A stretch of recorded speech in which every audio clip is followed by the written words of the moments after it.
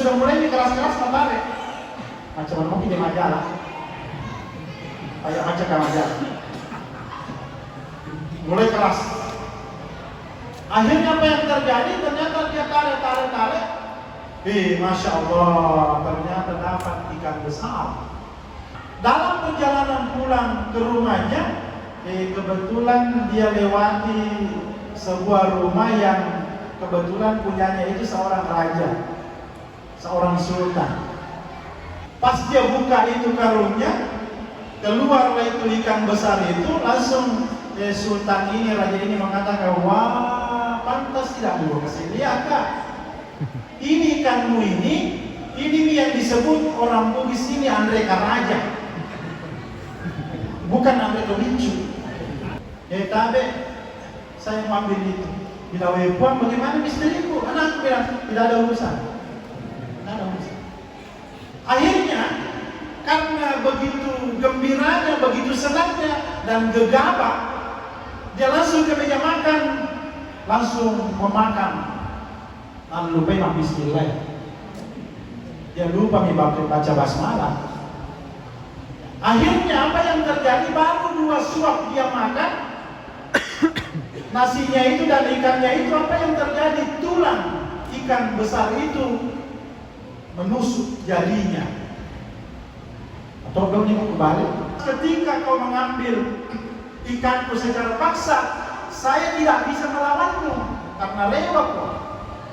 Saya cuma mengadu kepada Tuhanku pada saat itu. Allahumma ilaika ashku du'afa quwwati wa qillata hilati wa hawani 'ala nas anta rabbul mustad'afin.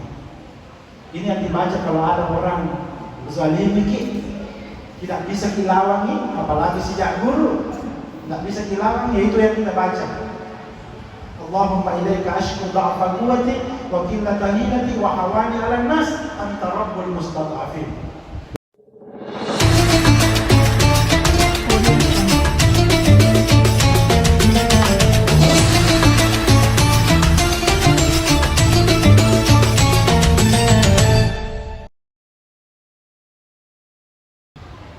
Kita selalu berdoa kepada Allah Subhanahu wa taala, Allahumma barik lana fi Rajab wa Sya'ban wa ballighna Ramadan. Alhamdulillah, alangkah beruntungnya kita bisa mendapati bulan suci Ramadan tahun ini. Dan tidak ada jaminan bahwa kita masih bisa dapat bulan suci Ramadan tahun depan. Banyak orang-orang yang bekerja mencari nafkah tidak memperhatikan lagi apakah penghasilan saya ini sudah sesuai dengan jalur agama atau tidak. Banyak orang-orang yang menjadi buruh, menjadi karyawan, tidak memperhatikan lagi apakah pendapatan saya ini halal atau haram, yang penting perutku terisi. Ini yang disampaikan oleh Rasulullah SAW sekitar 1400 tahun yang lalu. Jauh hari sebelum kita muncul, umat-umat Nabi ini muncul, Nabi sudah menyampaikan bahwa akan muncul situasi seperti ini. Akhirnya tidak mengherankan jika sekiranya di antara kita ini ada orang-orang yang suka sikut menjijik,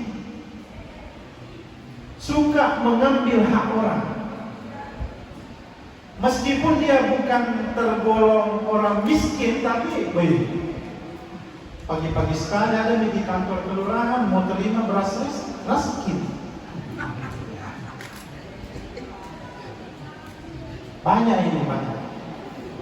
Apalagi di bulan suci Ramadan, banyak sekali orang-orang yang punya mobil bagus ya, mobil ras, mobil Innova, apalagi Xenix. Boleh jadi ada orang yang punya mobil apa, tapi sibuk ngipi cari takjil. Jangan berbohong. Kasih orang yang berhak. Banyak orang yang lebih lapar dari kita.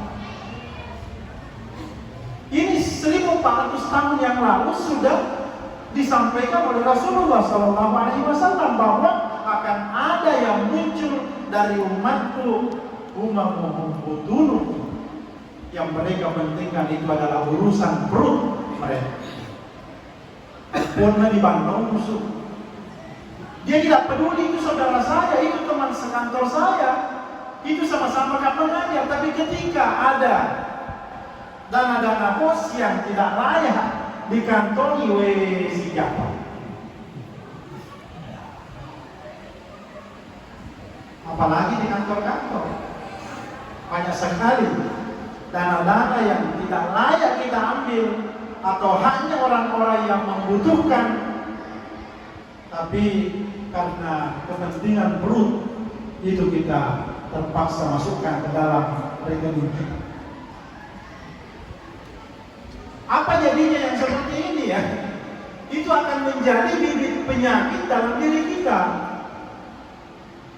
Makanya jangan heran di akhir-akhir di zaman-zaman sekarang ini, kadang kita bertanya kepada dokter, dok, kenapa banyak sekali penyakit muncul akhir-akhir ini? Tidak ada dulu penyakit waktu zamannya nenekku, kenapa banyak sekali?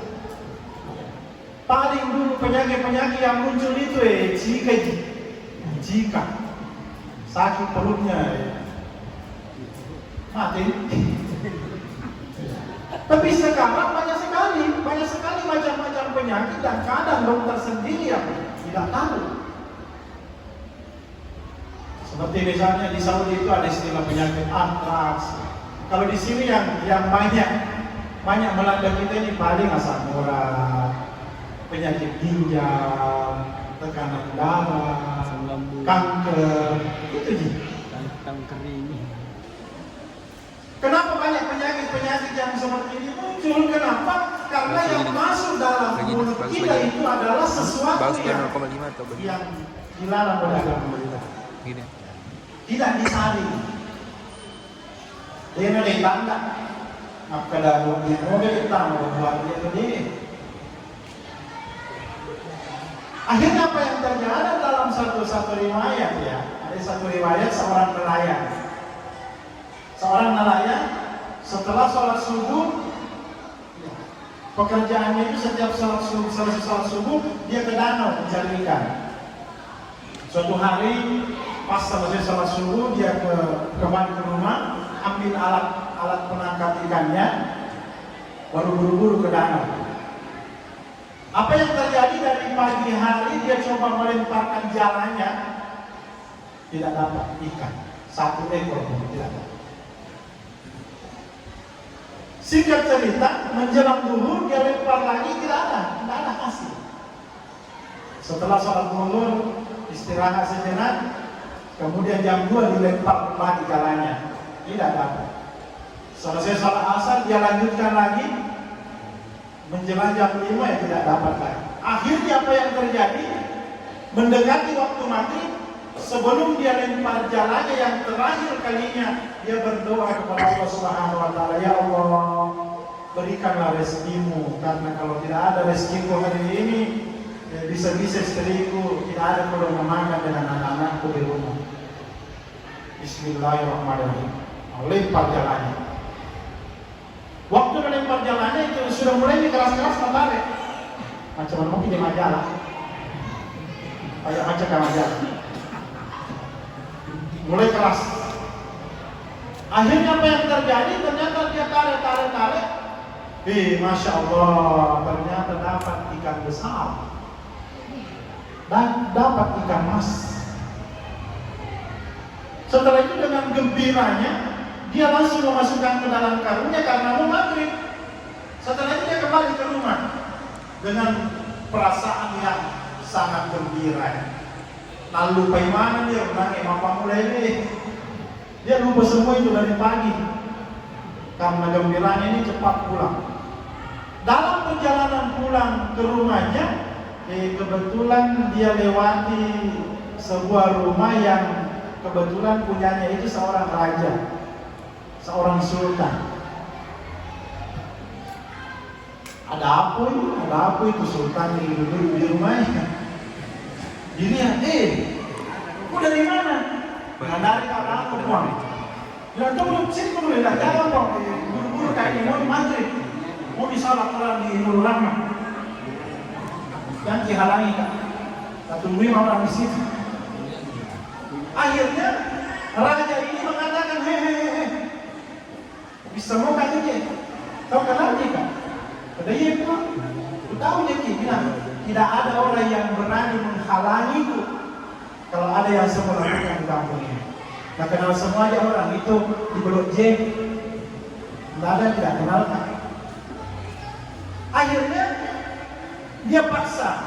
Apa itu yang dibawa di karungmu? Bilang dari tanganmu sama jalan. Terus apa dalam karung itu? Bilang kebetulan memang ada rezeki satu kedong. Ada satu rezeki dapat ini untuk anak-anak dan istriku. Bilang kasih keluar dari semua dia. Bilang jangan, mau maghrib. Bilang tidak, saya mau lihat. Akhirnya dengan sangat terpaksa dia buka. Pas dia buka itu karungnya, keluarlah itu ikan besar itu. Langsung sultan ini, raja ini mengatakan, wah pantas tidak mau kasih lihat, Kak. Ini ikanmu ini yang disebut orang Bugis ini Andre Karaja, bukan Andre Kemincu. Andre Karaja ini artinya raja-raja yang bisa makan seperti saya orang Malaga. Tabe, saya mau ambil itu. Bila puan bagaimana istriku? Anakku bilang tidak ada urusan. Tidak ada urusan. Pulang mau cepat, buka salam maghrib itu pulang mau. Akhirnya dia pulang dan dia panggil istrinya, mak, cepat ke. Ada dalam maghrib ya. Ada durian runtuh ini, mah ada ikan besar. Gimana kami bilang ada tadi nelayan lewat sini. Ini ku ambil ikannya. Mak cepat ki, nah. Bakar ki ikannya, kemudian kasih ki ceneneng. Pasal ceneneng. Akhirnya apa yang terjadi? Dia bakar betul istrinya begitu lincahnya itu. Setelah itu tidak lama setelah itu dia siapkan di atas meja. Dia hidangkan. Dia panggil nih, Pak. Pergi makan sudah siap nih semua. Woi, dengan cepatnya. Dia lihat, Pak, pintar mentong ini istri gue. Pintar sekali bakal ikan pasal ini. Akhirnya karena begitu gembiranya, begitu senangnya dan gegabah, dia langsung ke meja makan, langsung memakan. Lalu lupa bismillah. Dia lupa baca basmalah. Akhirnya apa yang terjadi? Baru 2 suap dia makan, nasinya itu dan ikannya itu, apa yang terjadi? Tulang ikan besar itu menusuk jadinya. Atau belum ini kembali. Akhirnya apa yang terjadi pada saat itu? Dia berhenti makan. Karena apa? Karena merasa sangat sakit sekali. Dia surah mata balik lumpuh. Tusuk. Akhirnya pada saat itu dia merasa kesakitan sampai jarinya itu bengkak ya. Dalam bahasa Bugis itu biasa disebut dengan borokadete. Bengkak. Akhirnya dia menangis sepanjang malam. Tetangga-tetangganya ini mendengarkan tangisannya. Kenapa? Karengro, kenapa? Ada apa? Bilang, atau doi bede, balik. Langsung ini muncul semua tetangga yang pintar itu ya. Ada bentong itu tetangga, tetap semua informasi. Bilang, kalau seperti itu ada Sandro dari Maros. Nah hafal mentol semua namanya Sandro. Kalau nanti tidak sembuh itu ada juga dari bawah kalian satu dipanggil kaki. Akhirnya dipanggil semua ini Sandro. Berdatanglah Sandro dan mengobatinya ya. Japi-japi. Akhirnya apa yang terjadi? Tidak ada yang mampu menyembuhkan. Tetap menangis. Walhasil karena keputusan keluarga pada saat itu sudah dipanggil semua orang pintar, Kusandro tidak bisa sembuh. Keputusan keluarga, raja ini harus diberangkatkan segera ke Jakarta berobat secara medis. Maka diberangkatkan ke Jakarta. Tiba di Jakarta, apa kata dokter? Kenapa kita lambat? Nggak bisa mas, saya obati seperti ini. Nggak bisa mas. Akhirnya apa yang karena banyak uangnya, dia sultan. Dia orang kaya, orang mampu, akhirnya diterbangkan ke Cina ya. Diterbangkan ke Cina, berobat. Tiba di Cina, apa kata dokter di situ?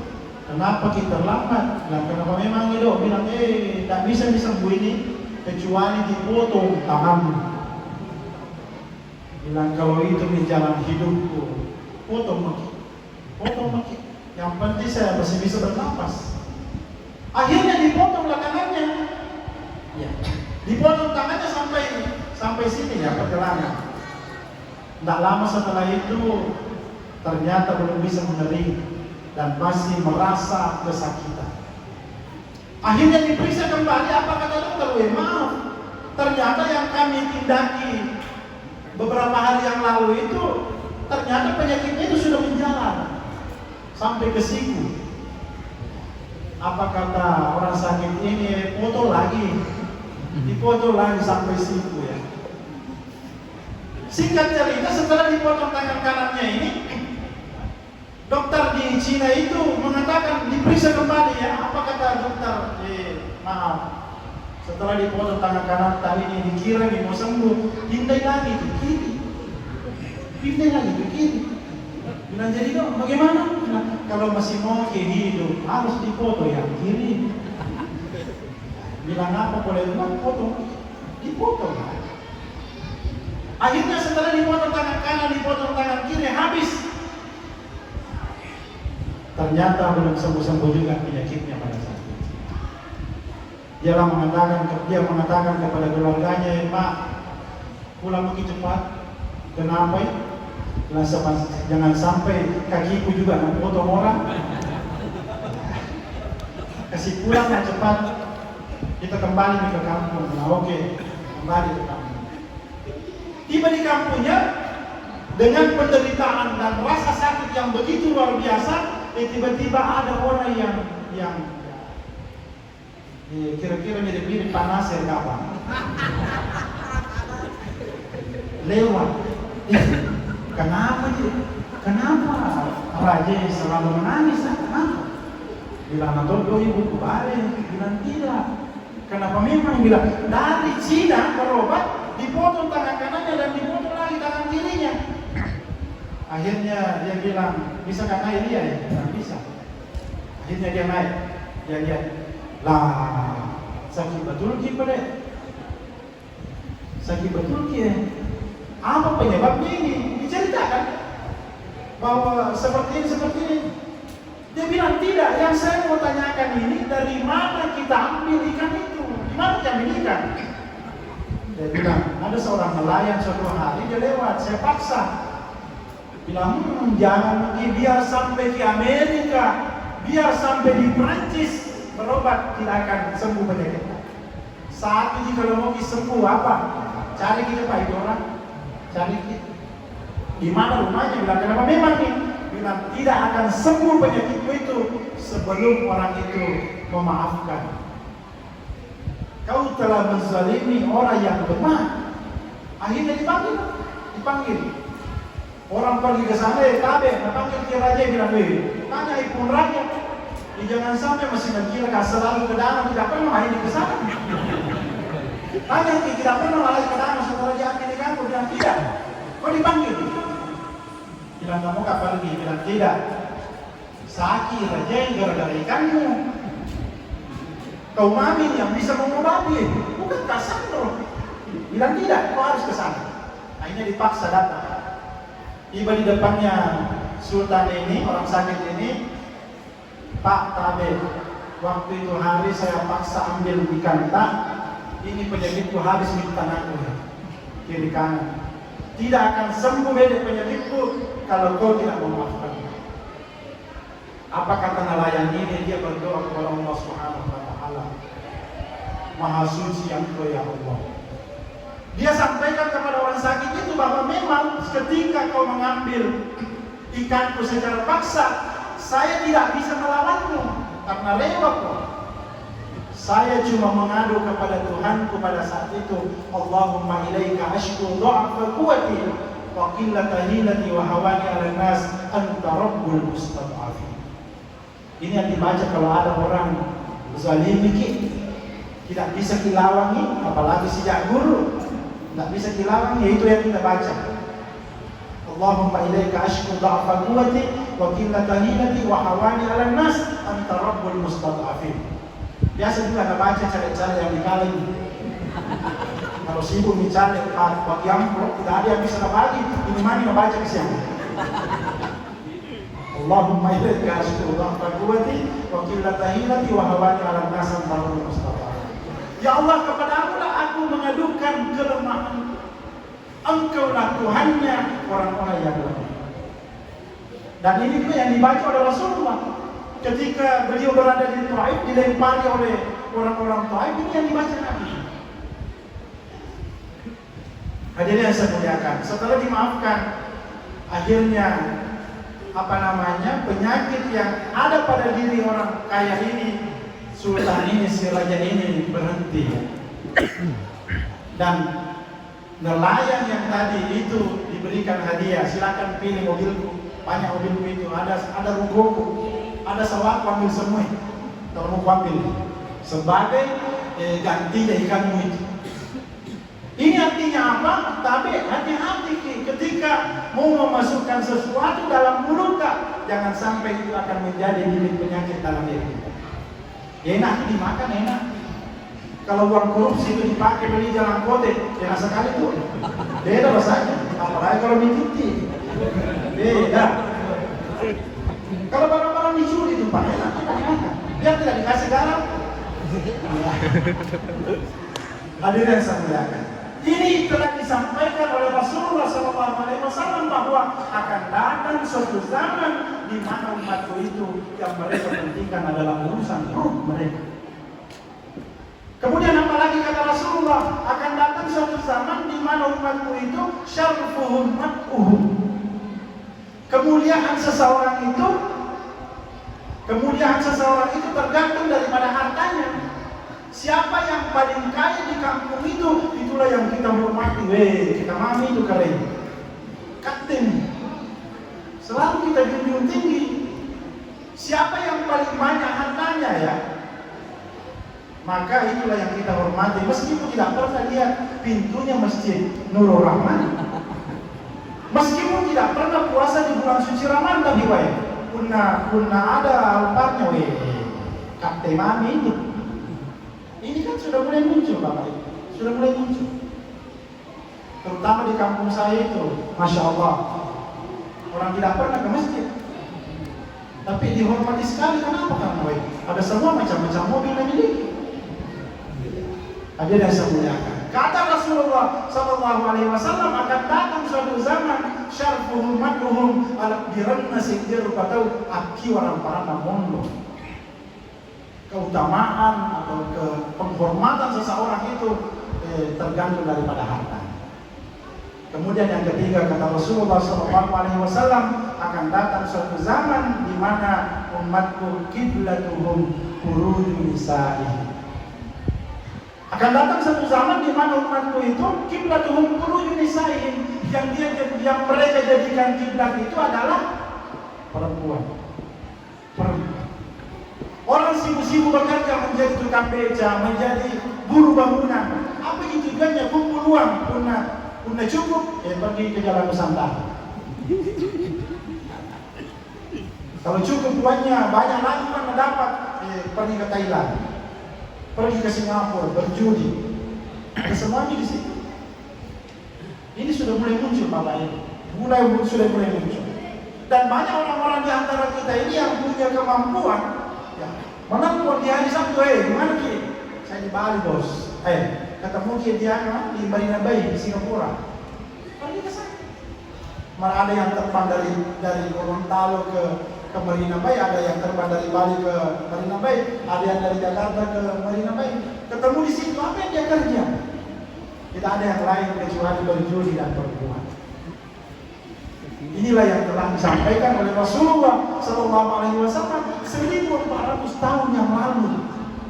Jauh sebelum kita lahir, Nabi sudah mengatakan bahwa akan datang suatu zaman di mana umatku yang mereka pentingkan adalah urusan perut, kemudian kemuliaannya tergantung daripada hartanya, kemudian yang ketiga akan datang suatu zaman di mana yang mereka jadikan sebagai kiblat bukan lagi Ka'bah al-Musyarrafah yang ada di Mekah, tapi yang mereka jadikan kiblat adalah perempuan.